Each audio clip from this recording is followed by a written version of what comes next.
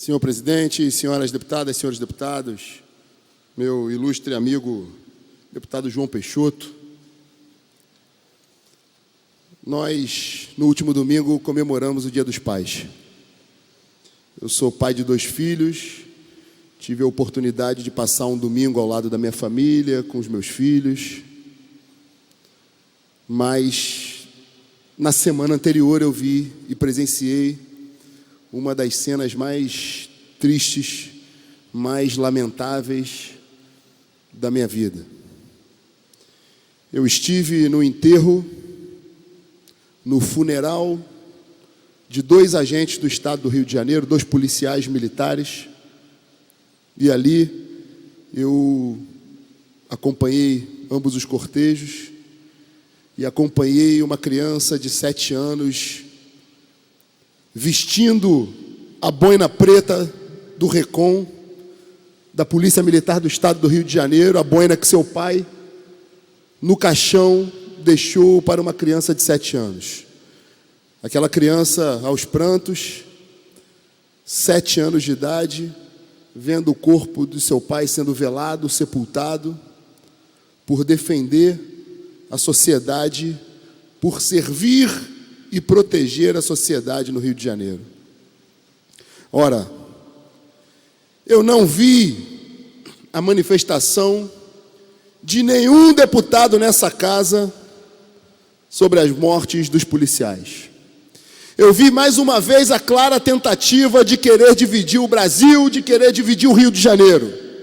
Eu vi uma pantomima nessa tribuna de vários deputados, inclusive no dia de hoje, falando nominalmente as vítimas dessa guerra que o Rio de Janeiro tem vivido, querendo induzir a população a uma narrativa de que há uma parte dessa casa que não defende os direitos humanos, há uma parte dessa casa que não tem nenhuma atenção com as vítimas dessa sociedade em guerra, desse estado de guerra que o Rio de Janeiro tem vivido.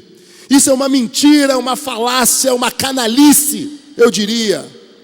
Obviamente que qualquer ser humano, obviamente que qualquer pessoa pública nesse estado tem a preocupação e tem a atenção com todos aqueles que perdem a vida, que têm as suas vidas ceifadas numa sociedade que está em guerra há muito tempo.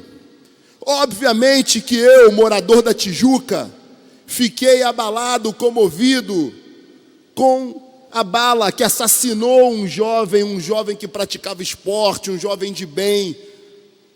Evidentemente que todos nós nos abalamos com qualquer vida ceifada.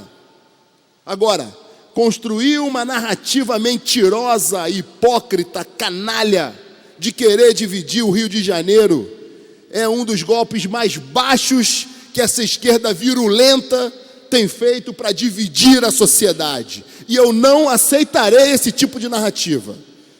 Eu não vi ninguém que me antecedeu citar o nome desses 2 aqui, dos 2 policiais da brava Polícia Militar do Estado do Rio de Janeiro.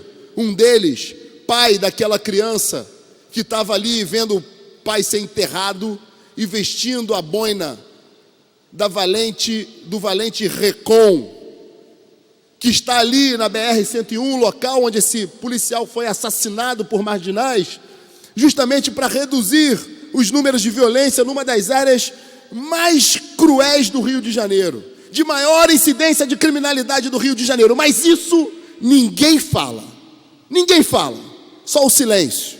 Óbvio que além desses 2 bravos policiais que têm o meu respeito, e aqui, você que tem indicativos de quem assassinou, os vagabundos que assassinaram esses policiais, denuncia ou Disque Denúncia. Agora eu só vejo aqui essa tentativa torpe, vil, mais uma vez eu digo canalha, de querer dividir a sociedade.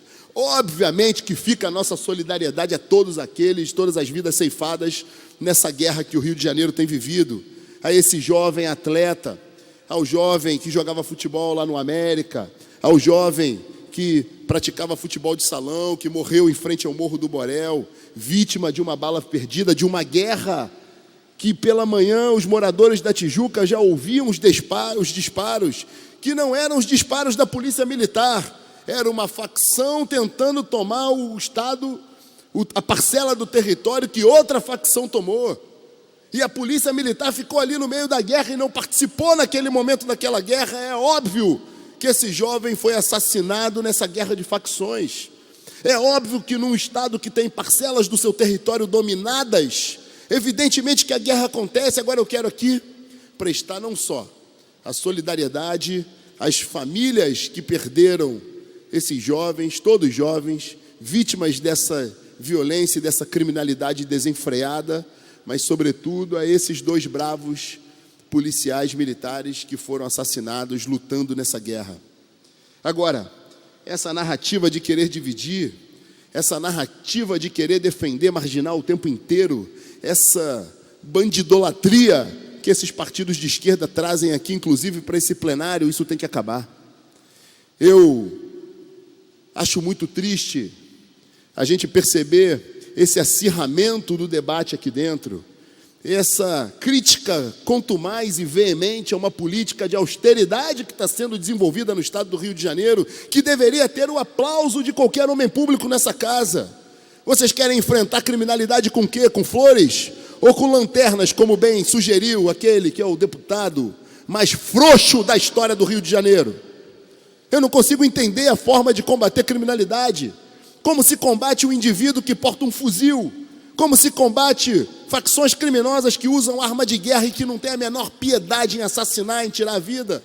É justamente enfrentando, é justamente partindo para cima. Agora, é claro, há necessidade sim de uma ocupação com projetos sociais, há necessidade de urbanização, há necessidade, evidentemente, de toda uma programação, de um processo de política pública na área de educação, que gradativamente, ao longo dos tempos, que a gente vai tirando marginalidade.